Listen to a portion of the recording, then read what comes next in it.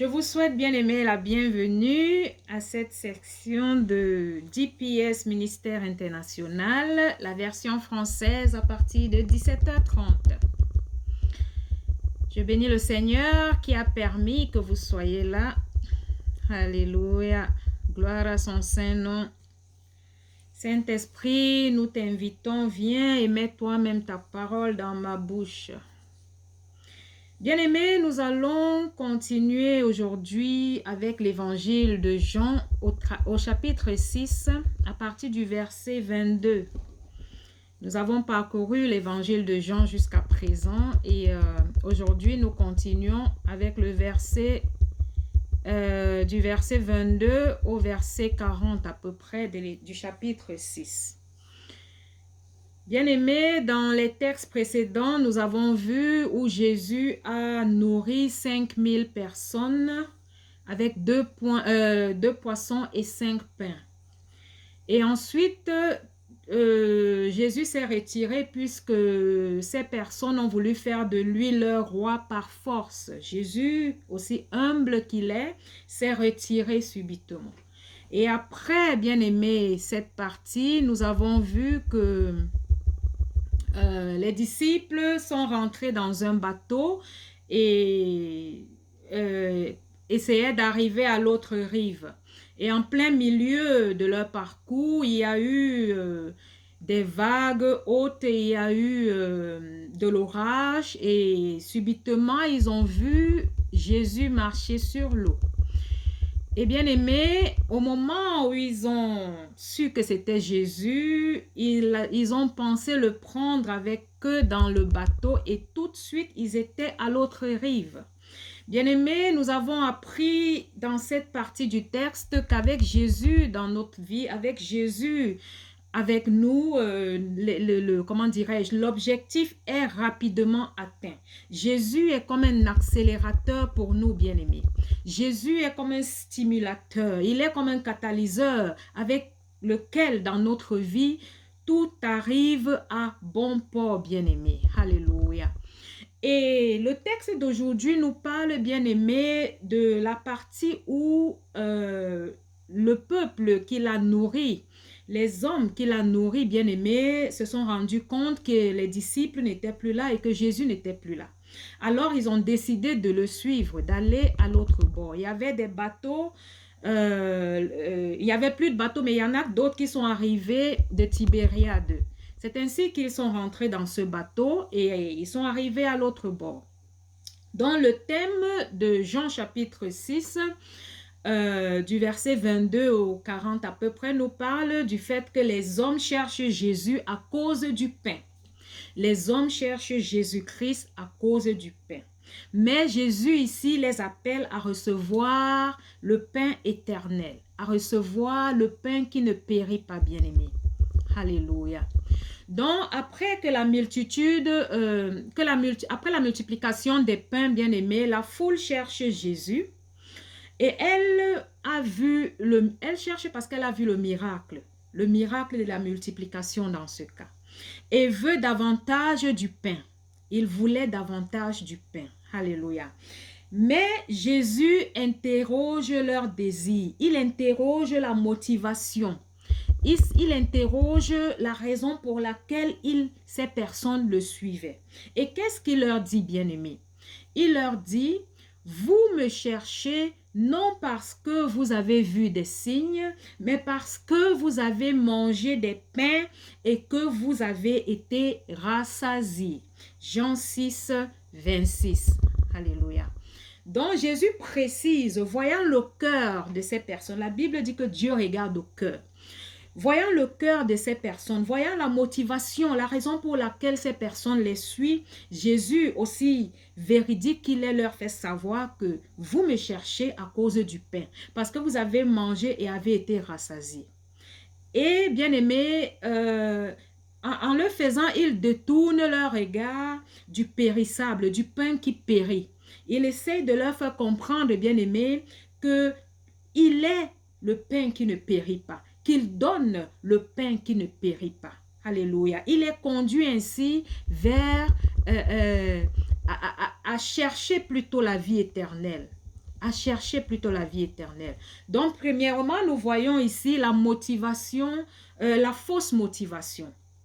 Bien aimé, en comparant à notre vie d'aujourd'hui, nous voyons, nous savons qu'il y a des gens qui cherchent Jésus-Christ, qui cherchent le Seigneur à cause des miracles, à cause comment dirais-je, de leur désir, oui, leur désir qui périt même. Oui, on a besoin tous de vivre, on a besoin de manger. Mais Jésus nous fait savoir que ce que nous devons chercher en fait, c'est le pain qui ne périt pas. C'est le pain, c'est la vie éternelle. C'est lui-même Jésus-Christ qui est le pain de vie. Alléluia. Parce que quand nous avons Jésus-Christ avec nous, tout autre peut suivre. Car la Bible dit, cherche premièrement le royaume des cieux et tout le reste te sera donné.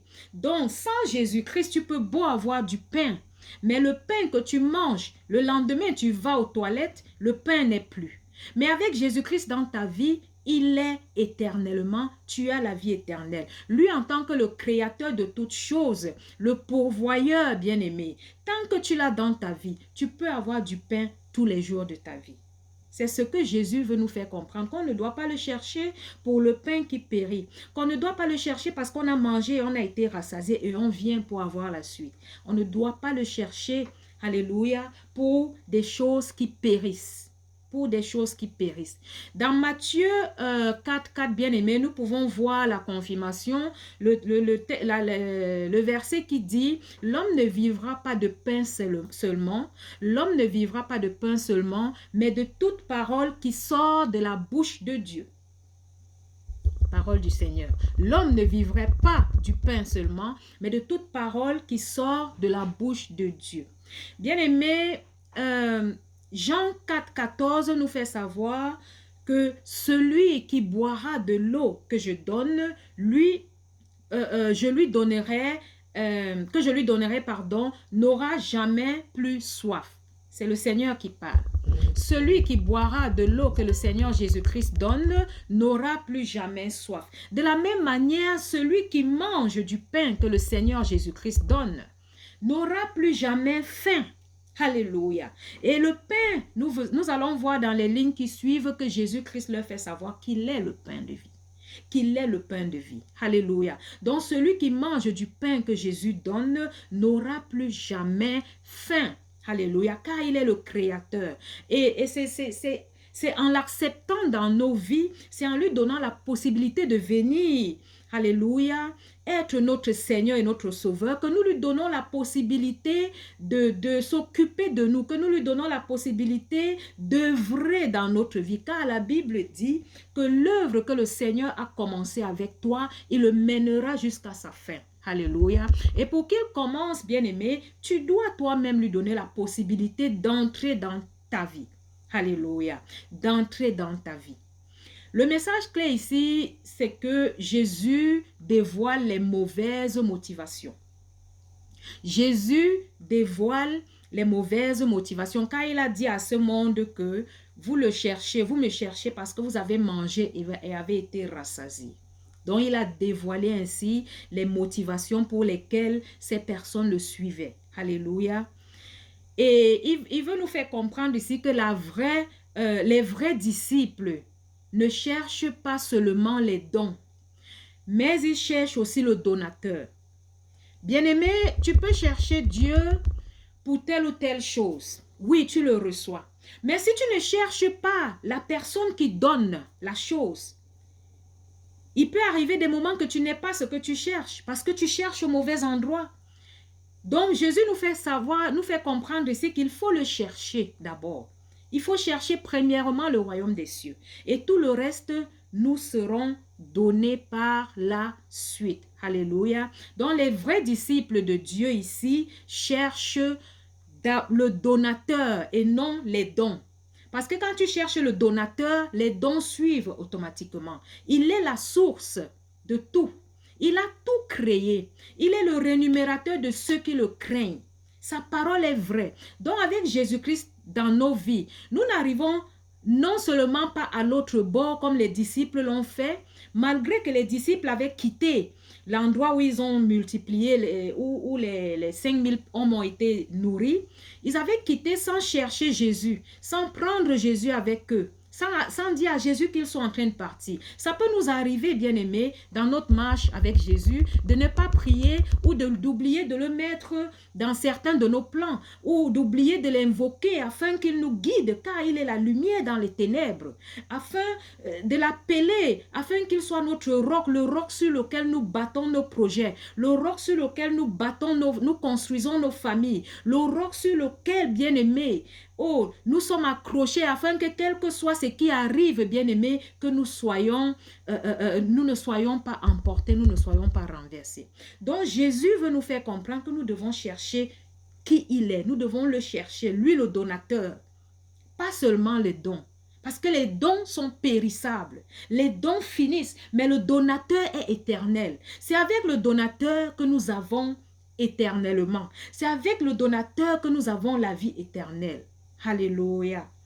Donc, c'est ce que Jésus nous fait comprendre, qu'on n'aille pas seulement vers lui ou vers les serviteurs de Dieu pour chercher le miracle, pour chercher les dons, pour chercher je ne sais quoi, mais qu'on cherche la source, qu'on cherche celui même qui donne, le donateur, le créateur, celui sans lequel rien n'est fait. La Bible dit dans l'évangile de Jean au chapitre 1 que rien n'est fait sans lui.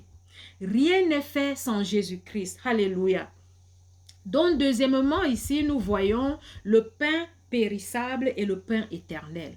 C'est Jean chapitre 6, verset 27. Le pain périssable et le pain éternel. Alléluia. Qu'est-ce que Jésus dit? Travaillez non pour la nourriture qui se perd, ou alors pour la nourriture qui périt, mais pour celle qui subsiste jusqu'à la vie éternelle. Travaillons pour la nourriture ou le pain qui subsiste, bien-aimé, jusqu'à la vie éternelle. Alléluia. Et le peuple lui demandera plus bas qu'est-ce qu'ils doivent faire pour faire la volonté de Dieu. Nous allons le découvrir dans les lignes qui suivent. Mais avant ça, bien-aimé, nous pouvons lire dans Colossiens 3, 2, où il est écrit « Cherchez les choses d'en haut et non celles qui sont sur la terre. » Cherchez les choses d'en haut et non celles qui sont sur la terre. Alléluia. Et Jean 6, 35 nous dit, je suis le pain de vie.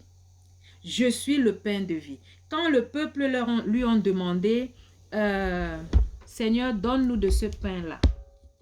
Attendez, je vais le lire. Alors, ils ont dit, Seigneur, donne-nous toujours ce pain-là. Jésus leur dit, c'est moi qui suis le pain de vie.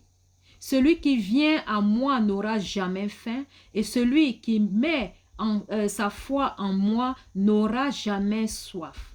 Alléluia. Jésus-Christ est le pain de vie. Jésus-Christ est le pain qui ne périt pas. Jésus-Christ est le créateur du pain. Il est le pain de vie. Jésus-Christ est le pain au-dessus de tous les pains. Comme il est le Dieu au-dessus de tous les dieux, il est au-dessus de toutes choses, bien-aimé. Il est au-dessus de toutes choses. Rien n'a été fait sans lui. Donc le pain même que nous consommons tous les jours, le pain que les 5000 hommes ont consommé, est périssable, n'est pas éternel. Et Jésus veut nous faire savoir que c'est seulement avec lui que nous avons le pain qui ne périt pas. C'est seulement avec lui que nous avons le pain de vie. C'est seulement avec lui que nous avons la vie éternelle. La vie en abondance, comme il a dit à la femme samaritaine. Alléluia, la vie en abondance. Bien-aimé, le message clé ici du verset 27 du chapitre 6 de Jean, c'est que tout ce qui est terrestre disparaît. Tout ce qui est terrestre périt. Alléluia. Seul Jésus donne une nourriture qui demeure, la vie éternelle. Seul Jésus donne la nourriture qui demeure, la vie éternelle. Seul Jésus-Christ est la clé pour la vie éternelle. Alléluia. Donc, troisièmement, nous verrons ici l'œuvre de Dieu. L'œuvre de Dieu, bien-aimé. C'est quoi l'œuvre de Dieu? C'est quoi faire l'œuvre de Dieu? La foule demande à Jésus-Christ, que devons-nous faire pour accomplir les œuvres de Dieu? Que devons-nous faire pour accomplir les œuvres de Dieu? Jésus répond, L'œuvre de Dieu, c'est que vous croyez en celui qu'il a envoyé. C'est aussi simple que ça. Faire l'œuvre de Dieu, c'est de croire en celui que Dieu a envoyé. Faire l'œuvre de Dieu, c'est de croire en Jésus-Christ de Nazareth, qui est Dieu lui-même. Faire l'œuvre de Dieu, alléluia, c'est de croire en celui que Dieu a envoyé. Dans Habakkuk 2,4, nous pouvons lire que le juste vivra par sa foi. Le juste vivra par sa foi. Donc c'est la foi, c'est la croyance qui nous tient, qui nous garde. Alléluia. C'est la croyance qui nous épargne de la disparition de cette terre, juste pour utiliser les mots comme ça et ne pas utiliser les mots interdits. C'est la croyance dont le juste vivra par sa foi. Donc c'est la foi en Jésus-Christ qui nous garde en vie. C'est la croix en Jésus-Christ qui nous comble du vide. Alléluia. Qui comble le vide dans notre vie. C'est la foi en Jésus-Christ, bien-aimé, comment dirais-je, qui nous amène à l'autre bord. Je me rappelle l'histoire de Pierre dans l'évangile de Matthieu, où ça fait aussi partie du texte dernier, mais cette partie est juste dans Matthieu, où Pierre, quand les disciples ont vu Jésus-Christ marcher sur l'eau, Pierre lui a dit, si c'est toi, permets que je marche aussi sur l'eau. Et Jésus lui a demandé de venir, de marcher sur l'eau. Il a commencé à marcher, mais il a douté et il a commencé à s'enfoncer. Il a douté, le doute. Le doute vient ébranler notre foi. Le doute vient ébranler la croyance. Donc, malgré qu'il avait Jésus-Christ dans sa vie, avec lui, il a douté et il a commencé à s'enfoncer. Mais Jésus-Christ, alléluia, ne l'a pas laissé s'enfoncer, il l'a sauvé. Sa main était sur Pierre, il a sorti Pierre, alléluia, il a empêché que Pierre s'enfonce. Donc, comme je dis, Habakkuk nous dit, le juste vivra par sa foi, alléluia. C'est la foi qui nous garde. C'est la foi qui nous garde. Mais avec Jésus-Christ, malgré le doute, parfois bien-aimé, Jésus-Christ est toujours là pour nous sauver, comme il a fait avec Pierre. Malgré que Pierre l'avait dans sa vie, Pierre, son disciple qui était avec lui tous les jours, a douté un moment, mais malgré ce doute, Jésus l'a sauvé. Donc avec Jésus-Christ dans notre vie, bien-aimé, nous sommes sauvés éternellement. Dans toute situation, il est toujours là pour nous récupérer, car il a dit qu'il sera avec nous jusqu'à la fin des temps. Romains 3, 28 nous dit, bien-aimé, que l'homme est justifié par la foi sans les œuvres de la foi. Alléluia. Sans les œuvres de la foi. Donc l'homme est justifié par la foi, sans les œuvres de la foi. Bien-aimé, c'est par ta foi, c'est par notre foi que Jésus-Christ nous a justifiés. Jésus-Christ est notre justice parce que nous croyons en lui. Le simple fait de croire en Jésus-Christ comme notre Seigneur et notre Sauveur nous justifie. Nous justifie, nous a sauvés, nous délivre de nos péchés. Nous délivre des filets de l'oiseleur. Nous délivre de la force des ténèbres. Nous délivre des autels maléfiques. Le simple fait de croire en Jésus-Christ comme Seigneur et Sauveur. Parce qu'il tient à ses promesses bien-aimées. Donc l'homme est justifié par la foi. Alléluia. Éphésiens 2, de 8 à 9 nous dit, c'est par la grâce que vous êtes sauvés. C'est par la grâce que vous êtes sauvés, par le moyen de la foi. C'est le don de Dieu. Alléluia.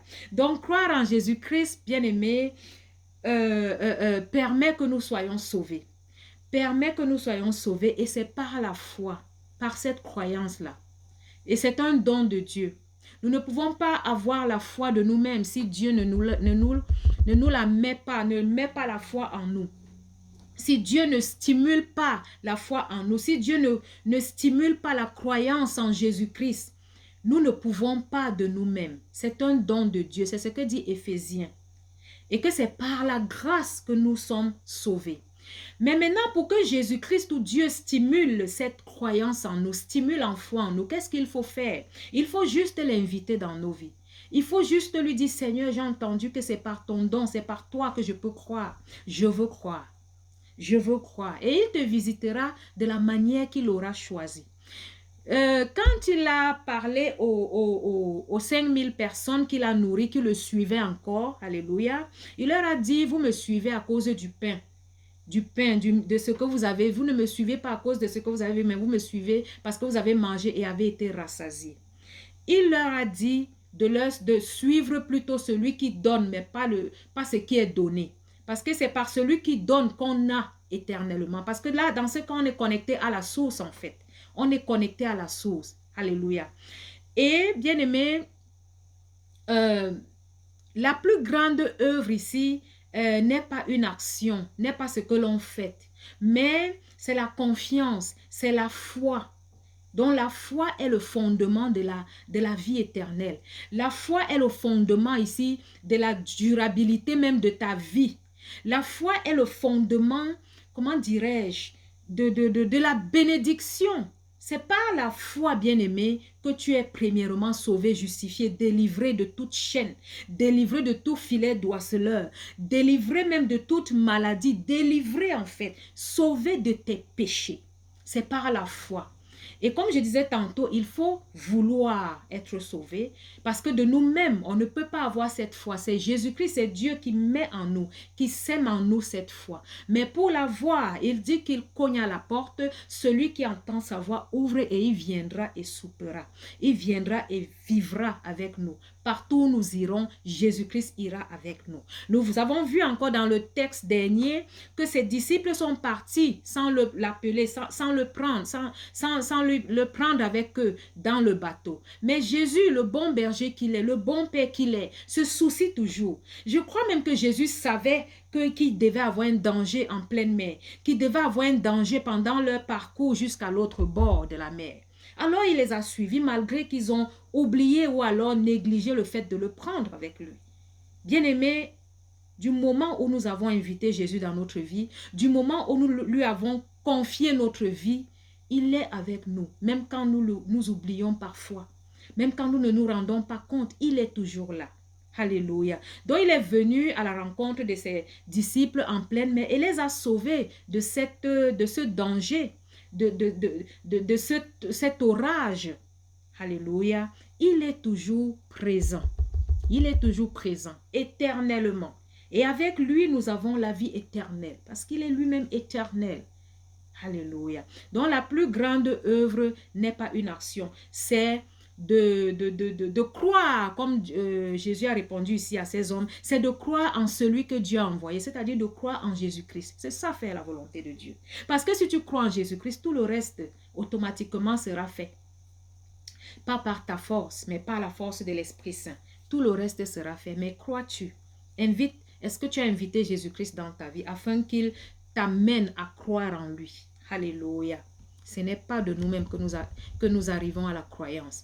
Donc, quatrièmement, bien-aimés, nous voyons le vrai signe. Le vrai signe. Le vrai signe. Là, il s'agit de Jean chapitre 6, versets 30 à 31.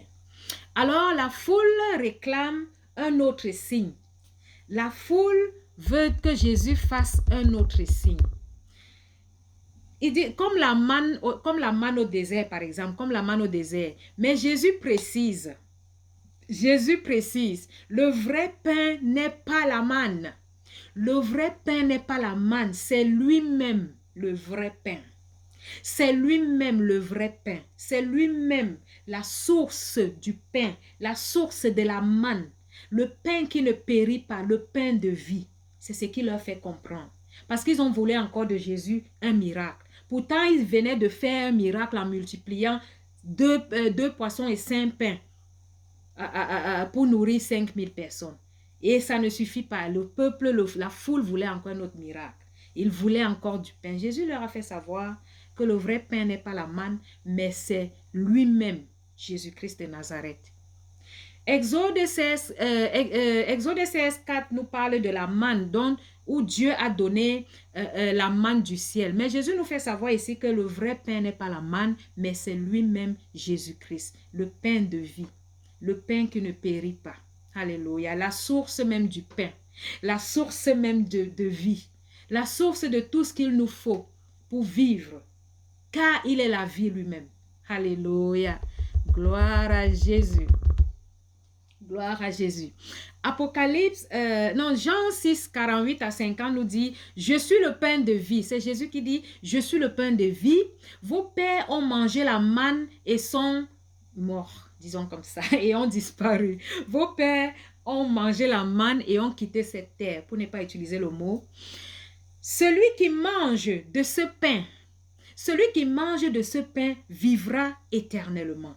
Donc Jésus nous dit qu'il est le pain de il est le pain de vie. Il est le pain de vie. Que nos pères, ou alors nous qui mangeons le pain tous les jours, ou alors nos pères qui ont mangé le pain, ou ceux qui ont mangé la manne dans le désert, ils ont quand même quitté cette terre. Alléluia. Et il dit que celui qui mange le pain qu'il donne, alléluia, vivra éternellement. Vivra éternellement. Et dans Apocalypse 2, 17, nous voyons qu'il est écrit, à celui qui vaincra, je donnerai de la manne cachée. Bien-aimés, qu'est-ce que ça veut nous dire? Ça veut nous dire que bien que nous avons pris connaissance dans les Écritures que nos pères ont mangé de la manne dans le désert, alléluia, Jésus nous fait savoir que celui qui vaincra, c'est-à-dire celui qui résistera, celui qui gardera les yeux fixés sur lui, celui, alléluia, qui persévérera, à celui-là, à ceux-là, il donnera la manne cachée. Qu'est-ce que ça veut dire? Ça veut dire qu'il y a encore quelque chose de caché pour ceux qui vaincront. Il y a encore quelque chose de caché. Nous n'avons pas encore tout vu, nous n'avons pas encore tout vu. Nous n'avons pas encore tout eu. Et nous ne pouvons même pas tout avoir. Car il y a encore quelque chose de caché que Jésus donnera à ceux qui vaincront. Que Jésus donnera à ceux qui persévéreront. Que Jésus donnera, alléluia, à ceux qui resteront près de lui. Gloire à Dieu pour ces révélations. Donc, bien aimé, le message ici, c'est que les signes ne sont... les signes, voir les signes ou les prodiges, bien aimés, ce n'est pas le but ici. Jésus... Ces signes-là nous mènent vers Jésus. Ces signes nous prouvent ce que Jésus peut faire. Mais ces signes ne sont pas la fin. Ces signes ne sont pas tout. Alléluia. Ces signes mènent vers Jésus.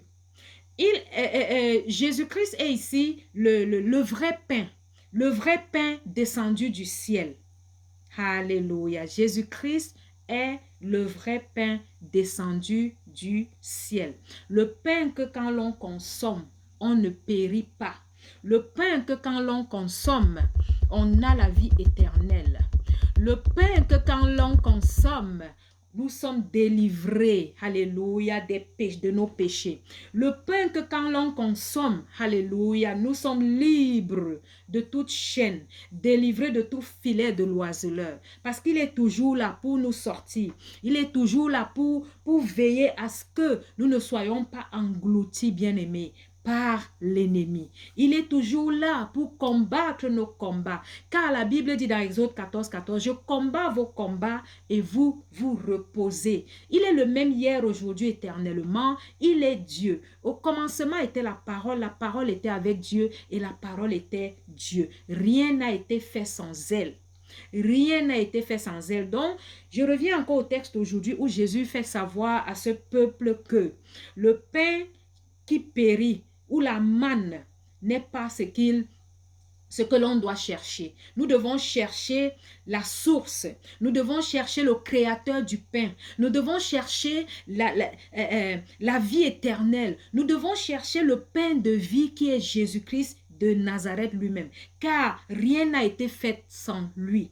Le pain que nous consommons, tout ce que nous voyons aujourd'hui autour de nous, tout ce que nous avons n'a été fait sans Jésus-Christ de Nazareth, n'a été fait sans Dieu. Il est le créateur de toutes choses et il est le rémunérateur de ceux qui le craignent.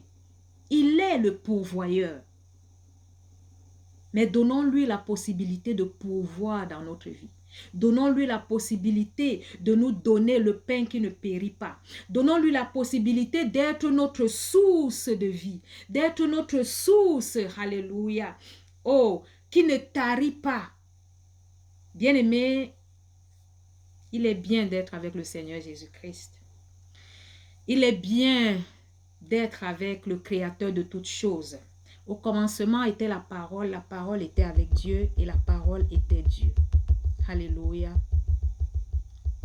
Dieu nous a tant aimés qu'il a envoyé son Fils unique afin que quiconque croit en lui ne périsse pas, mais soit sauvé.